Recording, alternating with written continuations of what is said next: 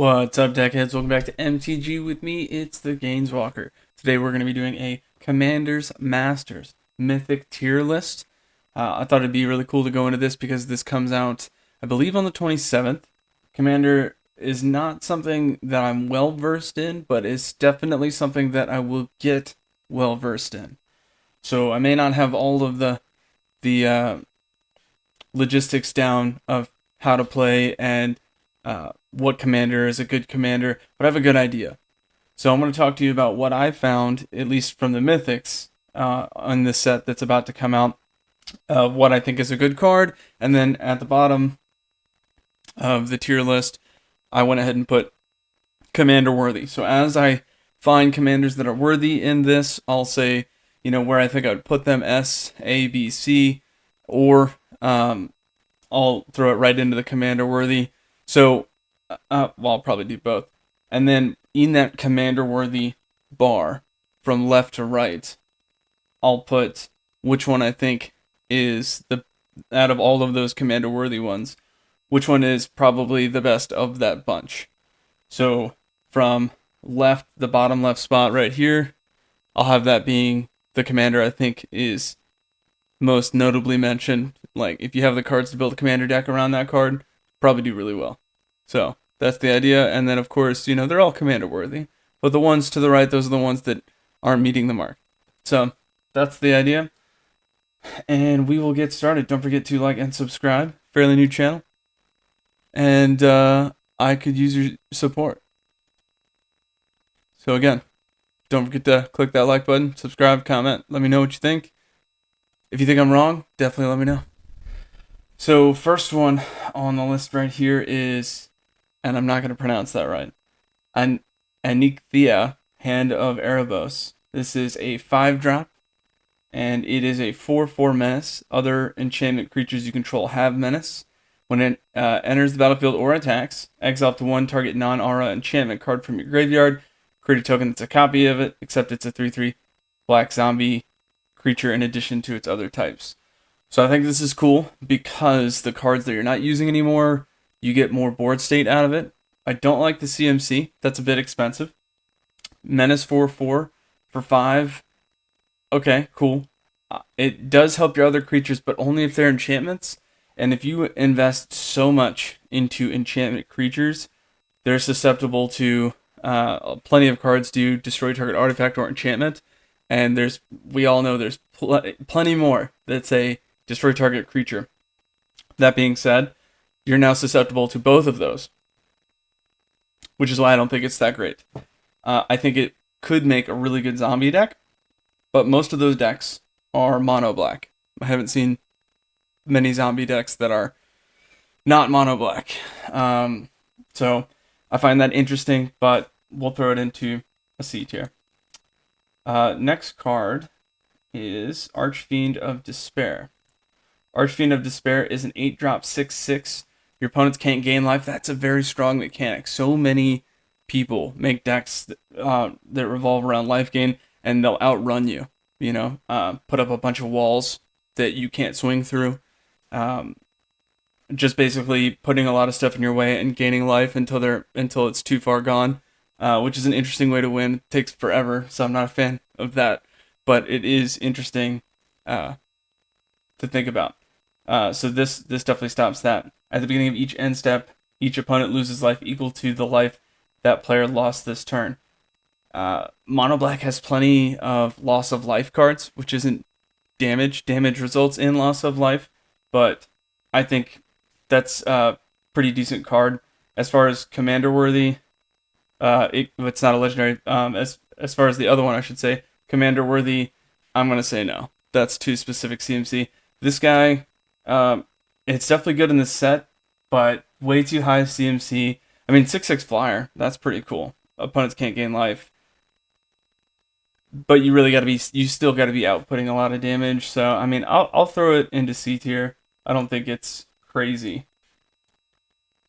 Next one is one of my favorites. Avacyn, definitely an awesome card. So gives everything else indestructible. It is a high CMC 8, but it is for an 8/8.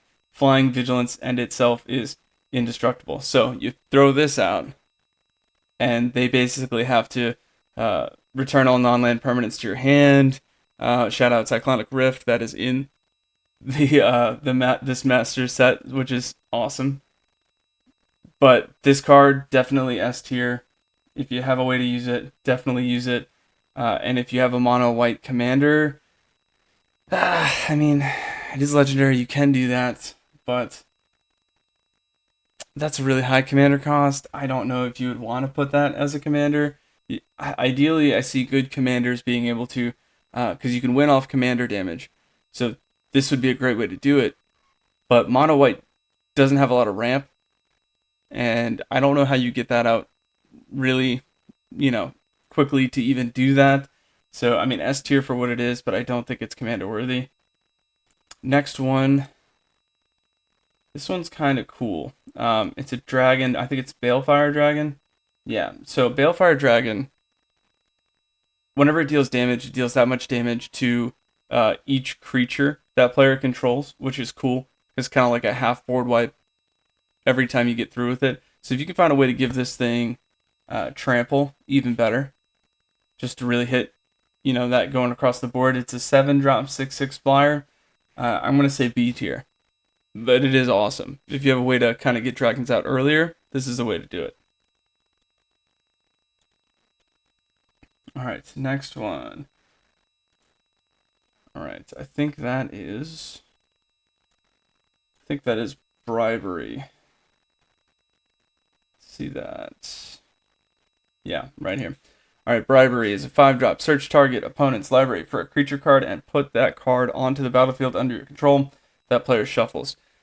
That's such a strong card. That's so good. For 5-drop, yeah, you can't play it very quickly, but I mean, if you put it in a Simic deck, you could splash it out, maybe get it out by turn 3. It's not impossible, but if you just search like a commander deck, they're gonna have a gem in there, right? This would be a great way to kind of just like, oh, you're playing an Eldrazi deck? Okay, let me just take Emrakul from you, and I'm gonna take your next turn. Like, that's so disgusting. It's at least A tier. I know it's specific CMC, but that's crazy. Speaking of taking turns, this next card is just about taking your next turn, or taking an extra turn. So it's 5 CMC, take another turn.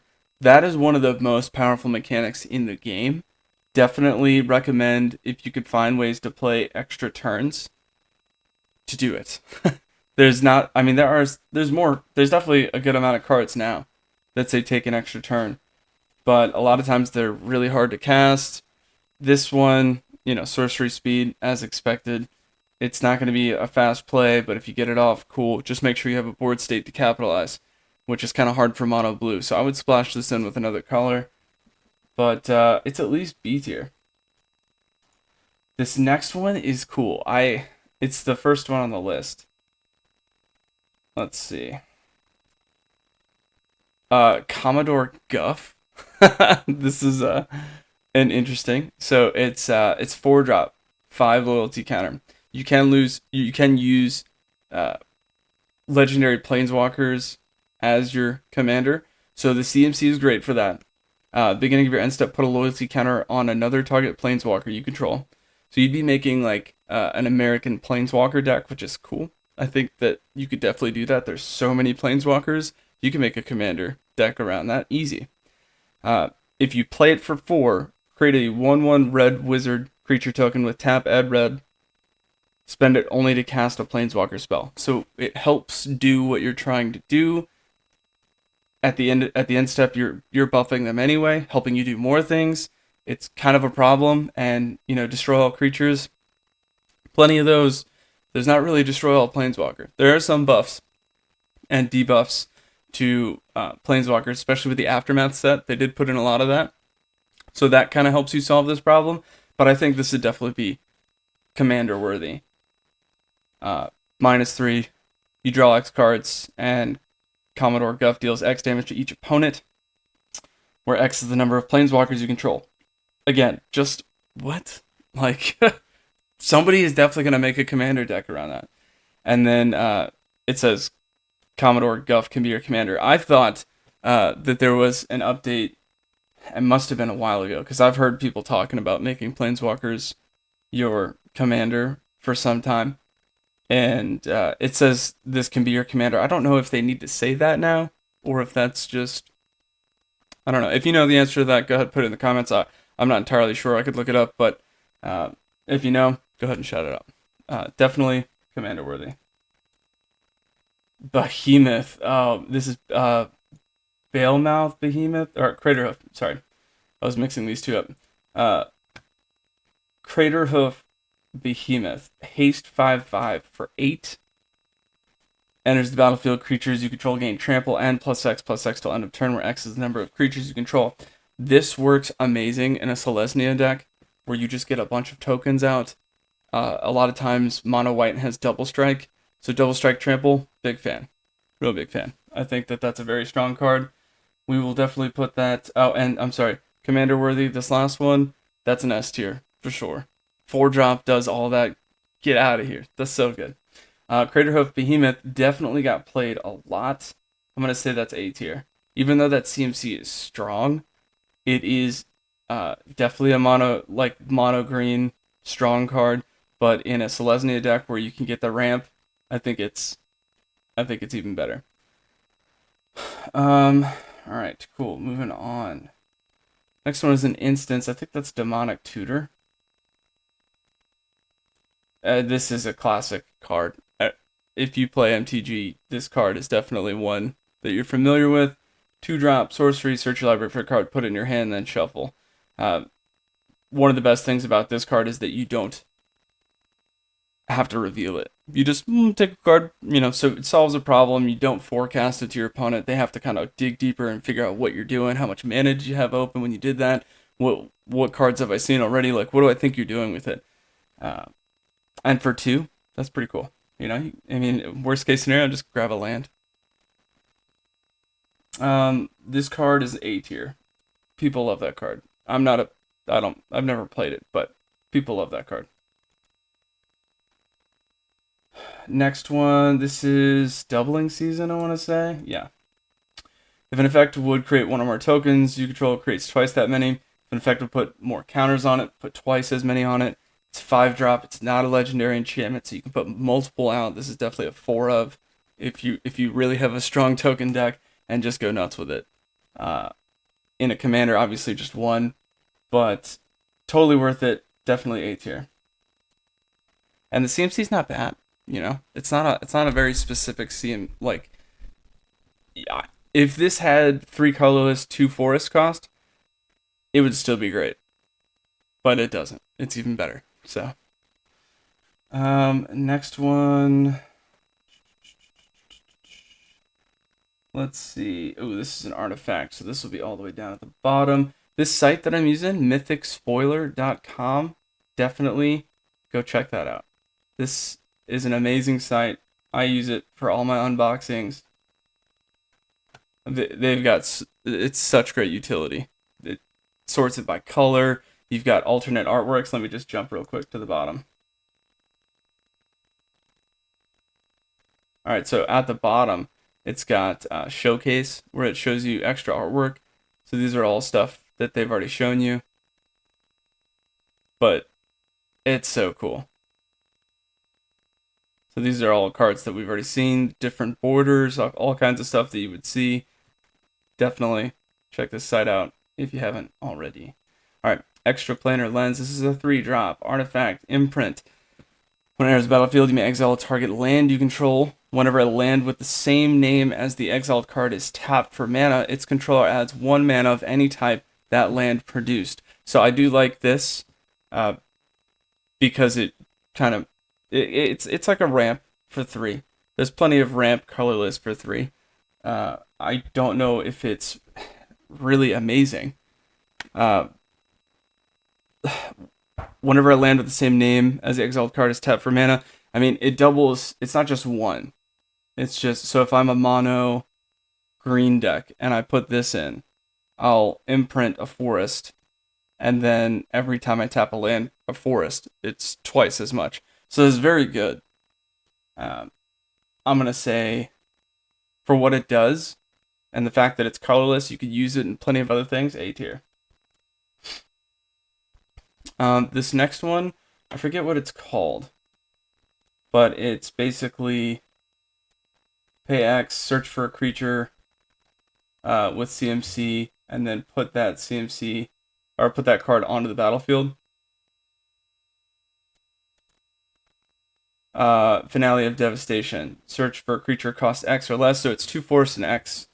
Put it on the battlefield. If X is 10 more, creatures you control get plus whatever X is until end of turn. I think it's plus X plus X. Yeah. And they gain haste. So that's cool for what it is, but I mean, you really want to mono green, probably the best for that. As long as you're searching for something with trample, because you're given haste, trample, it's going to get buffed really big late game. If you're running trample, you might have a lot of other creatures with trample, and that would really help. Yeah, but it's not crazy. So I'll put that as B tier. Next one, can't remember what this one is called. So many good cards in this set. Definitely check it out. All right, so this is called Grave Pact. Very specific CMC, 4-drop, 3 swamp, 1 other. Whenever a creature you control dies, each other player sacrifices a creature. This is very powerful for mono black because you're going to be sacrificing creatures anyway. So if you sack one of yours and you have a bunch of useless 2/2s that you're just literally playing to sack, each other player sacrifices a creature. And Commander, I got 3 other people. I mean, tell me I sack 1, 2, 2, and you each have to sack something. That's definitely A tier. The specific CMC is making me say not S. So that's my reasoning there. Helioid. Popular card. 3-drop. Legendary enchantment creature god. As long as your devotion white is less than 5, it's not a creature. Your devotion is pretty simple. I've got a board state. It's got creatures, I've got enchantments, I've got artifacts, whatever. Those mana symbols, so Helioid itself counts for 1 of your devotion to white. If this was 2 planes and 1 colorless, then it would count for 2. So basically you want to count your mana symbols on the board state, and if you have 5 or more, then it's a creature. The bad thing with that kind of mechanic is I can just wait until you swing with it, unsummon something, or destroy something that reduces your devotion, and then I believe it's removed from combat at that point. Whenever you gain life, put a +1/+1 counter on target creature or enchantment you control. 2, pump. Another target creature gains lifelink until end of turn. That is really cool. I do like that. This was a very popular card, and its low CMC makes it perfect to be a commander. I don't think it'll be better than the other one. I would say this. I want to say this is an S tier. The only thing that I don't like about it is the whole devotion thing, but that does kind of help you because it helps you build your board state by turn 3, throw this out, then have open mana to protect it when you play something cheaper later. Then they go to remove it. Oh, indestructible. Well, it's already indestructible, but like exile, you can find ways to kind of shake stuff like that. So I'll say S tier, and then commander worthy, absolutely. Probably just under the Planeswalker one because there's only so much Planeswalker removal. And if you played a commander deck that's all Planeswalker removal, you're really hurting like a very small percentage of opponents that you'd run into, as opposed to playing Planeswalkers, which is going to build your board state, it's going to do a whole bunch of stuff, and help you win the game against pretty much anybody. So, I think people call them super friends. The next one, I think, is called Insurrection, and this one I find interesting. I've never seen this card, but it says untap all creatures, gain control until end of turn. They gain haste until end of turn. All creatures, right? So I don't care if it has hex proof. I don't care if it's whatever. I'm going to untap them all, gain control, and then swing, win. Specific CMC is 8 with 3 mountains. So that's spicy, right? That's not easily done. But, I mean, I don't think that card should ever be easily played. Of course, there's plenty of ways. Hide away it, whatever. There's all kinds of ways to play stuff like that early. But that is an insanely good card. I would say for the specific CMC. And you need to have, I mean, if we're thinking commander, right? That wins the game, right? You wait till about mid to late. Wait to make sure all those people that are playing counter spells are tapped down. Make sure you can absolutely play this or counter the counters that are coming in when you do. Maybe like an Is It deck. Be really strong with that. Or like a shoot, I don't know. Like a rug deck, red, blue, green. That way you can just like ramp up to it a little bit better, counter the stuff, and have a bunch of creatures out. So untap all creatures and just spread out the damage, you know? Knock everybody all out at the same time so they can hate you all the same. Instead of like destroying some people and then being the enemy of everyone else. You know, hit them all at once. That way they can be upset, but the game is over and then you can move on to the next thing. You know what I mean? This is, because of its CMC, I'm going to say a B tier. You can't use it easily. But if you can use it, that's gonna win you. This next card, it looks great. You're familiar with the Black Lotus. I'm sure most of you have seen that. This is like a Black Lotus for your commander. It's 0, tap, sacrifice it, add 3 mana of any one color, spend it to cast your commander. So I like that. I don't like it because it's not any colors you want, but that's really OP. If it's in a commander deck, you're really only going to have one of them. So it's great, but I don't think it's like, I don't think it's too great. You know what I mean? It's I'm gonna say S tier just because 0 tap, add 3 mana is nuts. Specifically to cast your commander, yeah. I mean, that's definitely what commander needs. People use it in every deck basically. Next one, I believe that's Ulamog. Probably said that wrong. This one, I think it's if you don't have 7 cards, draw that up to 7, something like that. The Eldrazi are just nuts. Oh, I'm sorry. This is Kozilek. Whatever you cast a spell, if you have fewer than 7 cards, draw cards equal to the difference. It's Menace. It's a 12/12 for 10 Menace. Discard a card with mana value X. Counter target spell with mana value X. So, as far as making a curve, it kind of promotes you to do that. You know, it definitely wants you to have many different CMCs. And that's good, because then you could just counter stuff as it comes in, which is very cool. You could also have this in like a, I mean, if it's your commander, that's way late game. I don't think that that's a good commander. It's a great card, but I don't think that that's a good commander. And 12/12 for 10, yeah, that's really good. Love the draw, but that's definitely not your commander. You know what I mean? For what it does, that's A tier for sure. Could still just destroy, you know. It's got a little bit of resilience, but still. Next one is land tax. Also not familiar with that one, but it's interesting. I think it's whenever an opponent draws a card, they could pay 2. No, that's a different one. At the beginning of your upkeep, if an opponent controls more lands than you, you may search your library for up to 3 basic land cards, reveal them, put them into your hand. That's an enchantment. That just sits there. For what that does, that's amazing. A tier. Next one. This is actually towards the bottom.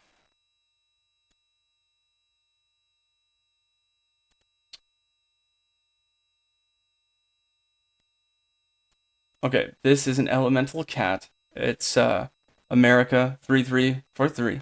Flying Vigilance. So already I'm impressed. I like that. It's legendary, so that could be a commander.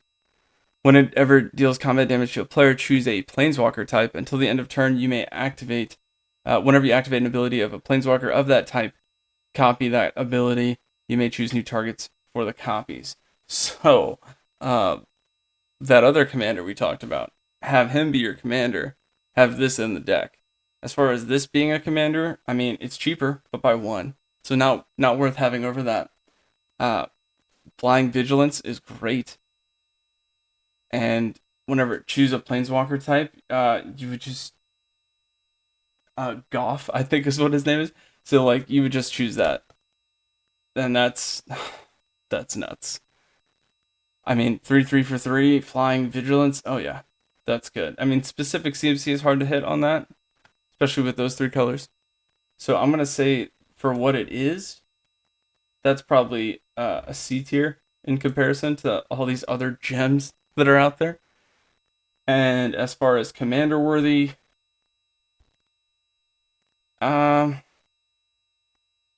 it's good because each turn that you deal damage with it, you could just do your Planeswalker ability second main phase. So I'll put it commander worthy, but it's close. You know, you would still put it in Super Friends, but why wouldn't you just play? And let me go back to it. Why wouldn't you just play this guy? Commodore Guff. Why wouldn't you just play him? You know what I mean? But okay, moving on. This next one, Loyal Retainers.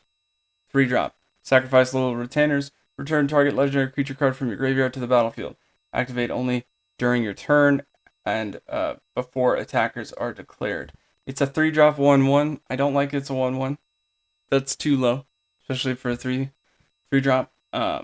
You're sacking it to return a legendary creature card from the graveyard to the battlefield. There's a lot of value with that, you know. So if you're running like a dredge deck where you're just pitching stuff to the graveyard, this could help, you know. But there's already plenty of cards that do that mechanic. I'm gonna say C tier. If I had a D tier, it'd be in a D tier. Next one.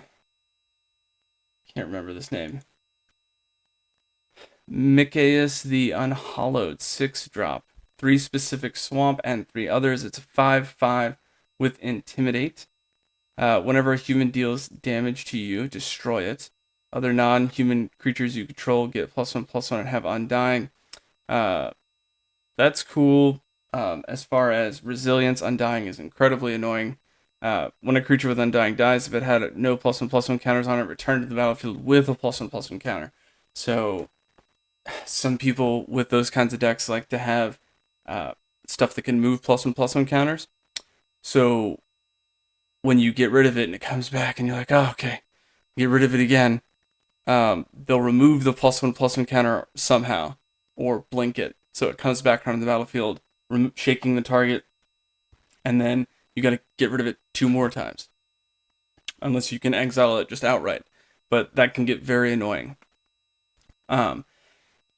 Intimidate, I can't remember exactly. I think that means that you have to block it with a creature of the same color. Not entirely sure on that. If you know the answer to that, let me know. But I'm pretty sure that's how that works.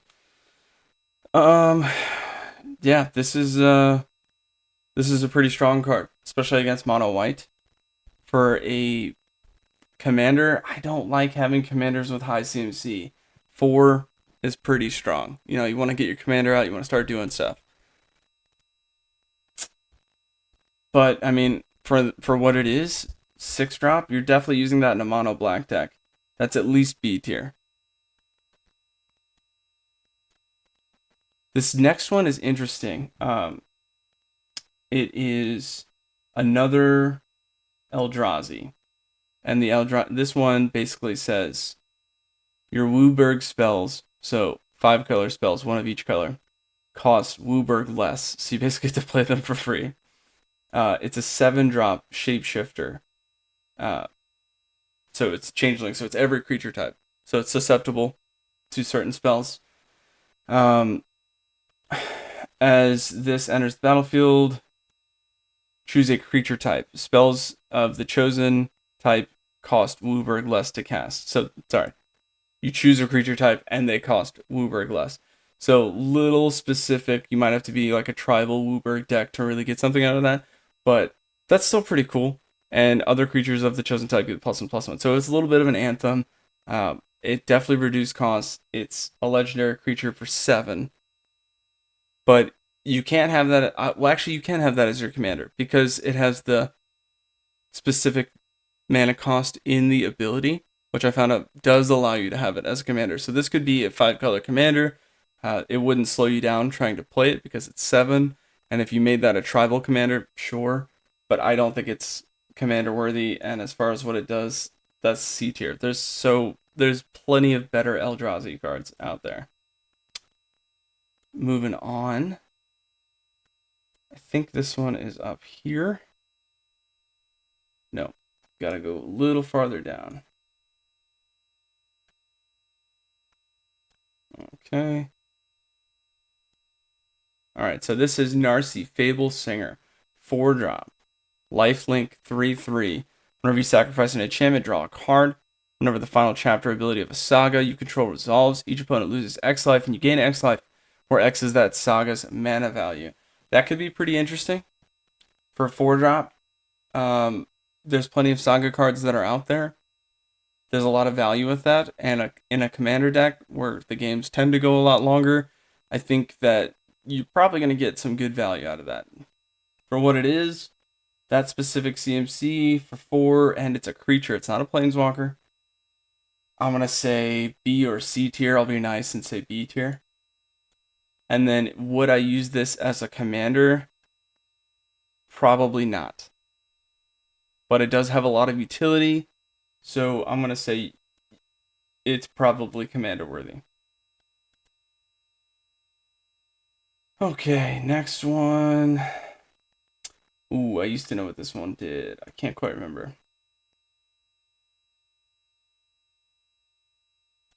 Alright. There we go.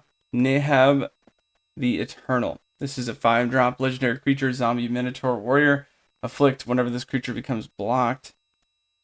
Defending player loses 3 life. At the beginning of your post-combat main phase, add a mountain for each 1 life your opponents have lost this turn. So it really does help you play a lot of stuff second main phase. It's a 4/6. Doesn't have haste. You'd expect to see a card like that have haste, or maybe even first strike. But you don't see that here. I'm going to say that's a C tier. People probably just wouldn't block it. Like, so if I block it, I lose 3 life. If it hits me, it hits for 4. Now they would get 4 mana, 4 red mana if you just keep letting that in. But by the time you get to turn 5, a good red deck has exhausted their hand. You know, they've played all the stuff they're gonna play. So I'm gonna say this is C. Okay. Next one was really interesting. It's been a while since I've played this mechanic, but I looked at that for just a quick second. I didn't look up Manifest, but I think I remember what it does.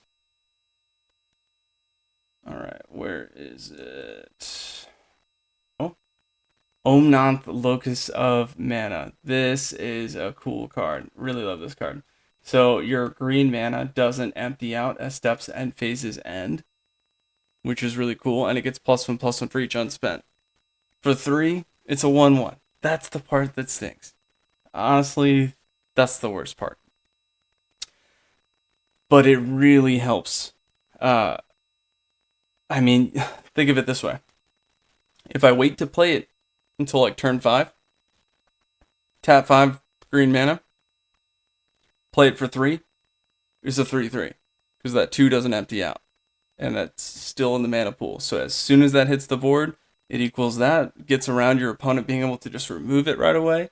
So, well, not right away. It's still just a 3/3.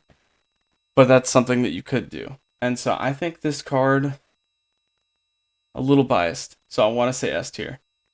And would I have it as a Planeswalker? Yes, absolutely. Is it better than Guff? I don't think so. Because Guff gives you access to way more cards. This is only mono green. So if you're playing it, it's just mono green. But you could do that. Next one is Purphoros. This one is a popular card. So it's a 4-drop, 6/5. Another one of the legendary enchantment creature gods.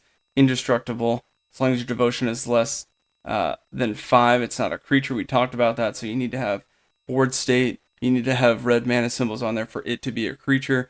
Mono red does that pretty quickly. Like by turn 2, you probably have that. Whenever another creature enters the battlefield under your control, it deals 2 damage to each opponent. 3 pumpable creatures get +1/+0 until end of turn. What's not to like? Yeah, this is easy A tier. And would I use it as a commander? Yeah. I would say Helioid's probably up there a little bit more. The creature ETB 2 damage is good, but the lifelink I think is I think lifelink's better than direct damage. That's just my opinion. Okay, next one.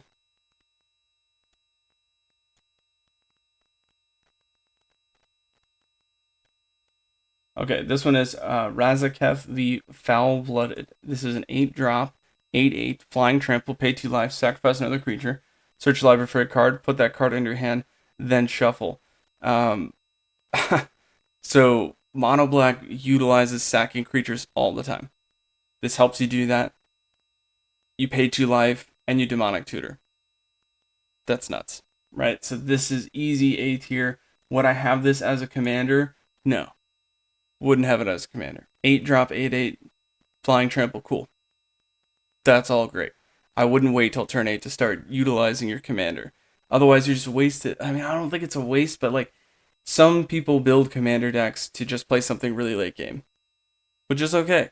But by late game, somebody's like, if you got an 8 CMC commander, the odds of your player being ready to play around that by the time you can play it is very high. Which I don't like. You have to have some elemental of surprise, like, oh man, I didn't get that card, I need to deal with that, but they already have it out. Like, that's something that I think weighs heavily into commander strategy. So no, would not use that as a commander. Alright, moving on.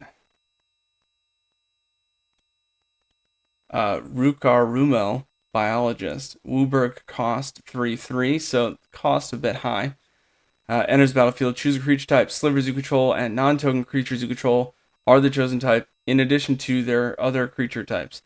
The same is true for the creature spells in your hand and creature cards you own that aren't on the battlefield. So in your hand, graveyard, all that stuff. 3-tap, create a 1/1 colorless sliver creature token. I don't think that's good. I think if I had an E tier, I'd put that in there. It's a 5-drop, 3/3. You have to have the most specific mana to get that done. So the odds are you're not likely going to be able to play it when you want to play it. And it's not that great.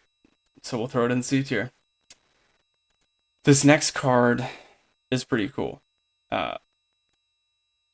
There's cards, I've only seen a couple, that say entwine, which means, where is it?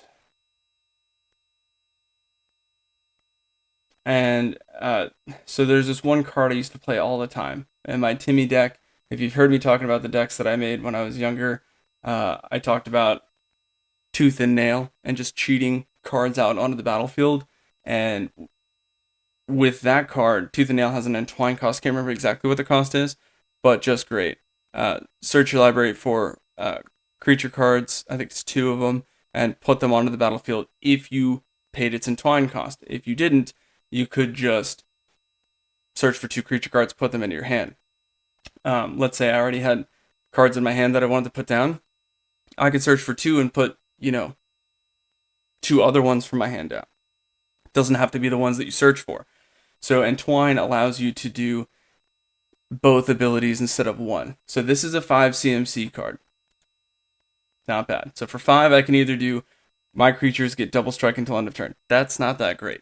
For 5 CMC, 2 red, 3 colorless, that's not that great.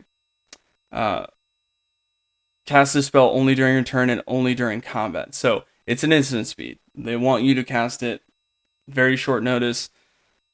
But this is cool. I like this. You can't do it on their turn, which kind of stinks. But creatures get double strike. Untap all creatures you control. After this phase, there's an additional combat phase. That's almost the red equivalent to taking an extra turn.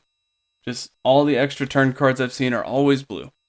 Almost exclusively mono blue. So this is kind of like the red version of that, which makes me like it. So for 7, you're going to give creatures you control double strike until end of turn. You're going to swing with double strike. And then you're going to have another combat. And they still have double strike, and you swing again. So that is just crucial, And in a commander deck, I think that's really cool. Do I think it's crazy good? No. It's probably C tier. Well, given what I've put in C tier, I want to say it's B tier. But barely. Alright, next one. This one is Selvala, Heart of the Wilds, 3-drop, 2/3. Whenever another creature enters the battlefield, its controller may draw a card if its power is greater than each other creature's power. For mono green, that's pretty cool. That you're going to have an edge against your opponents because a lot of mono green creatures have very high power and very high toughness. So we're talking about power here. I think that's great. Forest tap, add X mana of any combination of colors where X is the greatest power among creatures you control. Also awesome. It doesn't really help that it's any mana of any color if that's your commander. It is a great card though. For 3, 2/3, little specific mana cost. And there's a little bit of give and take with that. So I think other players might not remove it because they're going to try to play around it like, ooh, I actually do have some strong creature cards. I'm going to let that stay on the battlefield. And so you'll actually have time to gain value out of that. Because, your turn is only so long and then there's like 4 others before you get back. You got to think about that before like when you build your deck, like what's likely to stay on the battlefield, so I'm gonna say A tier. Would I make it a commander? Probably not. You could, but that second ability is not helping you, All right, moving along. This one is towards the top. This is a sliver card. I haven't seen much slivers, but I've heard people talk about how they love their sliver decks. So, there's probably a bunch of these out there. If you like slivers, let me know which cards you think are the best. Throw them in the comments. Legend rule doesn't apply to slivers you control. Each sliver creature card in your graveyard has Encore X, where X is its mana value. Encore 5 is what this one has. So you don't have to spend the specific mana cost for that. This is Encore 5 colorless. Exile a card from your graveyard. For each opponent, create a token that attacks that opponent this turn. If able, they gain haste. Sacrifice them at the beginning of the next end step. Activate only as a sorcery. So that's pretty cool. You've got problems. You're sending them across. People are removing them. This is definitely commander worthy. It's going to be tough to play. But you want to be able to play that and late game just send stuff across, because you're going to attack everybody all at once. So specific CMC, I'm not big on these. It's definitely A tier. And then would I use that as a commander? I'll probably put it right here because it's definitely got a purpose, but it's a sliver deck. So it's very narrow. Better than those. I don't think it's as useful as the other ones. Next one is, I think, Smothering. What is this called? Smothering Tith. This is a 4-drop. Whenever an opponent... This is the one that I was talking about earlier. Whenever an opponent draws a card, that player may pay 2. If the player doesn't, you create a treasure token. That's very powerful. Especially in Commander. You're going to be up to 10 mana by turn 2. No, I'm just kidding. But you play that in like a Selesnya deck. ramp up to it, maybe get it out turn 3, comes back around, and you've got 10 mana. Like, not really, but it wouldn't be far off. You know what I mean? So, definitely S tier. I guess it is a little bit specific. Nah, that's S tier. That's such a good card. Spellseeker, this is a 3-drop. Enters the battlefield, you may search your library for an instant or sorcery card with mana value 2 or less, reveal it, put it in your hand, and then shuffle. That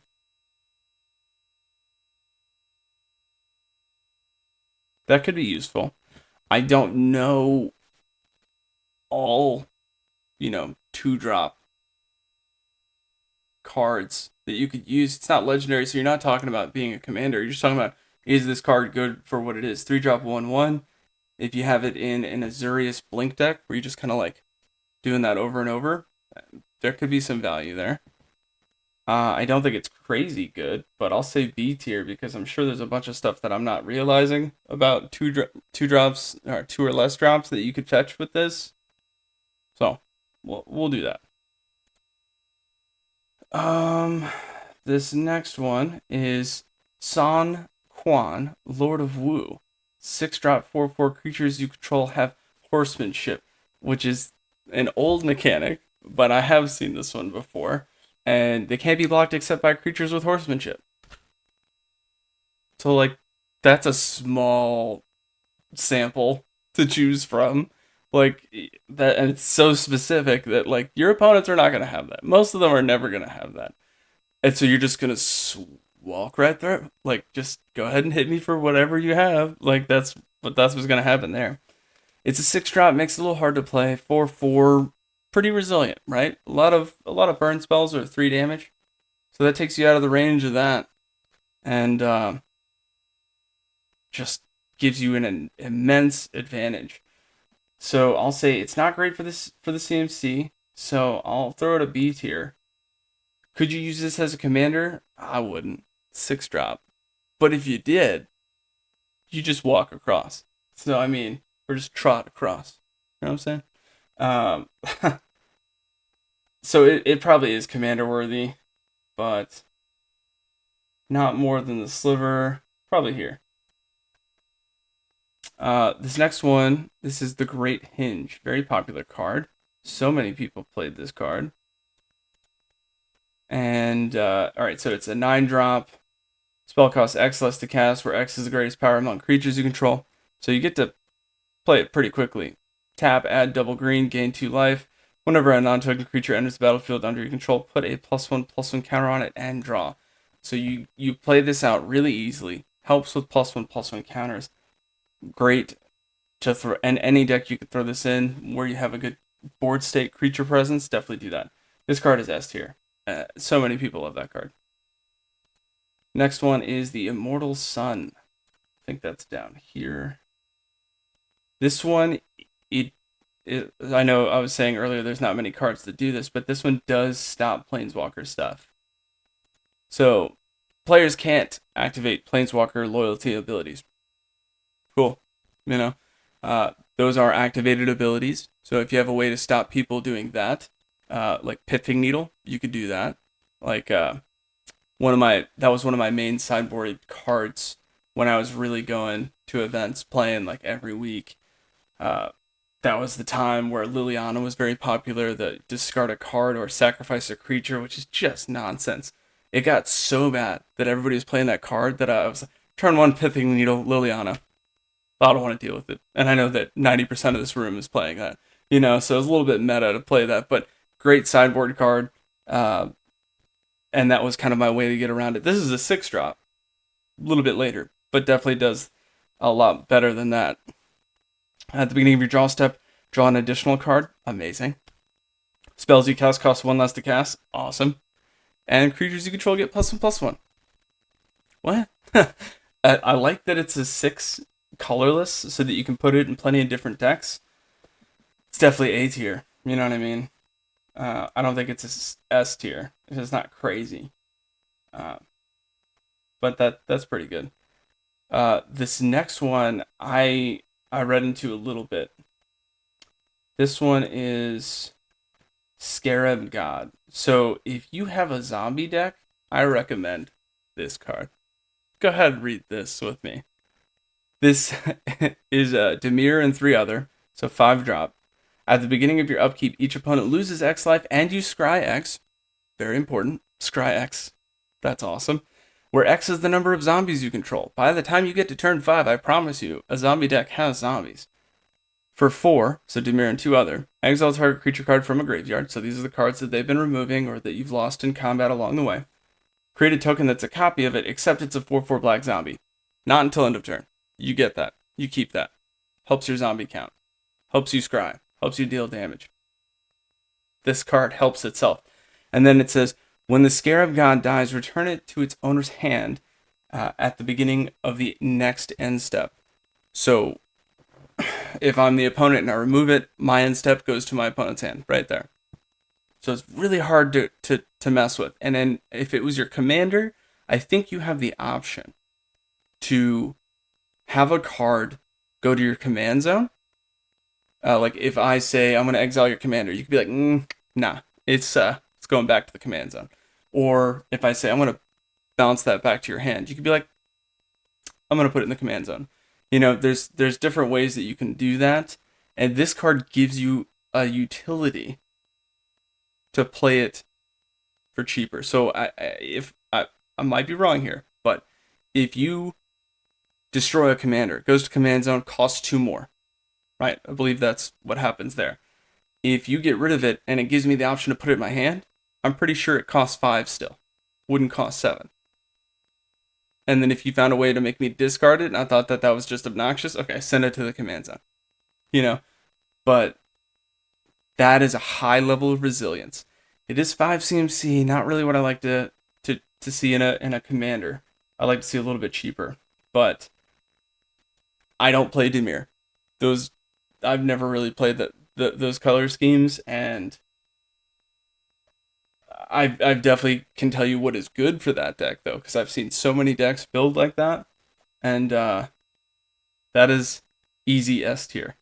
There's no way getting around that. It's a 5/5 for 5. Passes vanilla by a long shot. So that's S tier, and then I would put that way up here. I don't think it's better than the Planeswalker deck for 4. Is it better than Omnath? That's touchy. I'm biased against Omnath. I think that card is great, so I'm going to put it right here. I think that card is probably going to be nuts for Commander, just from the utility. Because, like I said, if you could put it back in your hand and play it for cheaper, there's a lot of value there. I don't think that the loss of life counts as commander damage. I'm quite certain it doesn't. So you're not going to win that way. But you could just outright build up your board with a bunch of zombies and knock them down that way. It's also each opponent, I just realized. So all of your opponents can hit you at once. And then when they try to exile it and stuff like that, you can be like, oh, command zone. You know, if they just destroy it, no, take it. You know, that's so good. This next one is the Dragon, I think. Which I've heard before. I think this is a reprint. Not entirely sure. So this is a 9-drop, 10/10 Legendary Dragon Avatar Eminence, which is, as long as the Dragon is in the command zone or on the battlefield, other dragon spells cost 1 less to cast. So that makes it commander worthy right away. 5-color dragon deck. I'm sure that's a thing. There's been like a whole was it Khans of Tarkir, I think, was big on the dragons, and there was like another set around that too. So there's definitely lots of dragons in each color.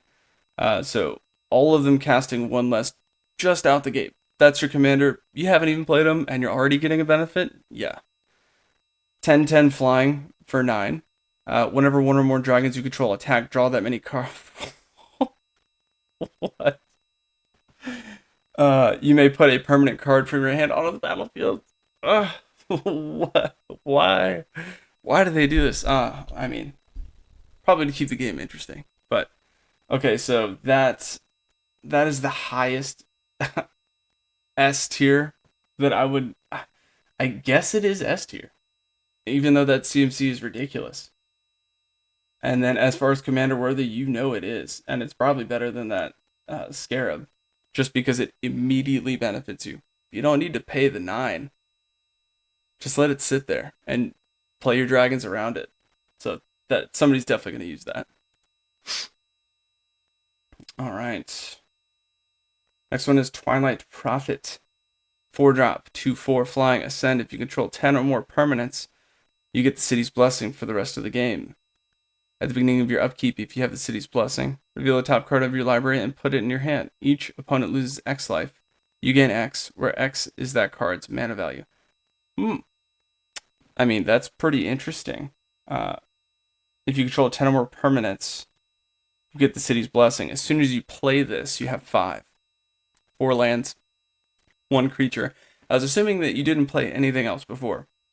So that sounds tough, but it's not that hard to get. 4/4 flying, 2/4.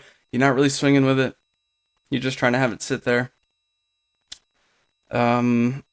Each opponent loses X life. You gain X life, where X is that card's mana value. That could be really good. I'm going to say that that's B tier. It just depends on how you use it. You could use that very poorly, but it's really easy to make that a good card. All right, next one is this Ulamog. I think this is Ulamog.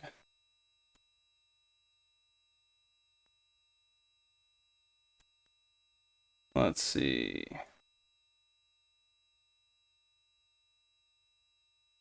This is Ulamog. All right, so this is the Ceaseless Ulamog, the Ceaseless Hunger. 10-drop, 10/10. When you cast this spell, exile 2 permanents. Exile 2 target permanents. It is indestructible, and whenever it attacks, defending player exiles the top 20 cards of their library. All of these Eldrazi are just ridiculous. Yeah, I mean, just exile them, right? Not even in your graveyard. You don't get them. They just go. 10/10 for 10. And then when you cast it, exile 2 permanents. A lot of people get rid of lands if there's no problems. Like, this card is nuts. Very hard to play. There's ways to cheat cards out, and if you cheat this out, that's going to be nuts. Is it commander worthy? Probably not. You don't want to wait till turn 10 to play something if you have to play it to get benefit for it. So I'm going to say it's A tier. Same with the other, like, beefy Eldrazi, but I don't think it's commander worthy. Let me know if you disagree. And there's another card right here, so we'll just jump to that. Zolok Void Gorger. Colorless spells you cast from your hand with mana value 7 or greater have Cascade. That's so dumb. So that being said, is this commander worthy already? I say yes. 6-drop, 7/4. That's a weird power toughness for a 6-drop. You normally don't see it like that. But colorless spells, so you're doing all like artifacts, like colorless. Colorless spells you cast from your hand with mana value 7 or greater have Cascade. So you'll throw in the other Eldrazi's, that kind of stuff. So if it's a mana value 7, when you Cascade, you remove cards from the top of your library until you exile a non-land card. And then you get to play that for free. And I think it's put. You may cast it, sorry, so it can be countered. So there is that. But you Cascade, right? So you play a 7-drop. You get a 6 or less, and then you get another 6 or less for every 7-drop that you play. That's nuts. So it could be commander, just because it'll help you get stuff mid to late game and just really overwhelm the board state and then kind of run away with the game. But it'd be a very weak commander. A very good card anyway. It's going to be hard to get that and hard to get the value. Definitely A tier. And actually, now that I think about it, nah, I'm not going to make it a commander. I wouldn't. All right, next one is, I think that's Urza towards the top here. All right, so this is Urza, Lord High Artificer. 4-drop, 1/4. ETB, create a 0/0 colorless construct artifact creature token with this creature gets +1/+1 for each artifact you control. That's pretty neat. A lot of mono blue decks that use artifacts. Tap an untapped artifact you control, add an island. 5 colorless, shuffle your library, exile the top card. Until end of turn, you may play that card without paying its mana cost. Ooh.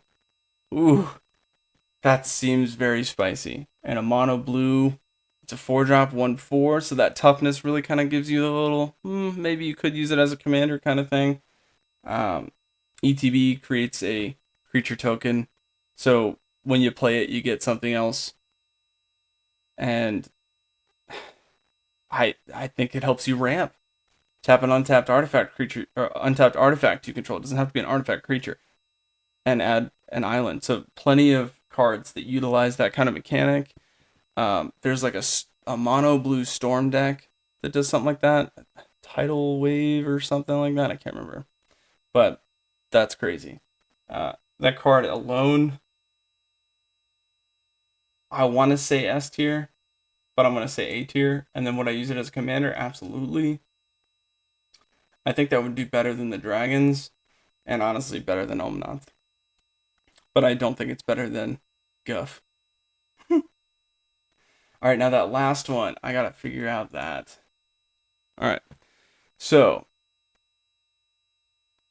Omarthus Ghostfire Initiate is XX. It's a 0/0. Enters the battlefield with X +1/+1 counters on it. Whenever you put one or more +1/+1 counters on another colorless creature, you may put a +1/+1 on this. When it dies, manifest a number of cards from the top of your library equal to the number of counters on it. When you manifest, I believe, it's been a while, but I believe you take the top card off of your library, you put it face down, and it's a 2/2. I'm pretty sure. So, I could be wrong about that. If I am wrong, let me know. But that seems decent. It's not amazing, right? So, turn 2, it's a 1/1. And then I have to do other +1/+1 stuff just to get value out of it. But I can see this being a problem mid to late game. Is it a card that I would make a commander? No. It seems very, very difficult to get that to do what you want it to do. And I would say C tier. That's what I would say. That is my tier list. You can check it out on tiermaker.com. And if there's anything that you see that you're like, no way, that's an S tier card, let me know. I'm interested because I'm looking to play Commander, and I have a Commander deck. Mail the Anima is my Commander. It's a Timmy deck. Put creatures out. It's not a very awesome mechanic. Look at the top 6 cards, I think, and if there's a creature with power 5 or greater, then I could put it out. Put it onto the battlefield, which is cool. Not cast it without paying its mana cost so that you can't counter it. It just happens unless you can counter the ability, which is something that you can do. There's a very small subset of cards that do that. But all in all, it's a fun deck to play. And I got lots of cards in there that are just problems. Normally, like Archangel Avacyn, I think is what this one is.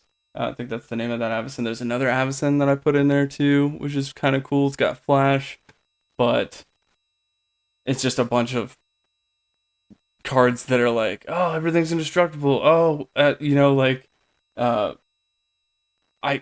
time I attack, I get a bunch more stuff. Like it's a Timmy deck. It's fun, but I'm definitely looking at making something a little bit more competitive as far as commander. So if you know stuff, if you think you have an amazing commander that you'd like to shout out, let me know. This is definitely a magic type that I want to play more and really get familiar with. So let me know if I got any of the rules wrong in Commander. Also, let me know.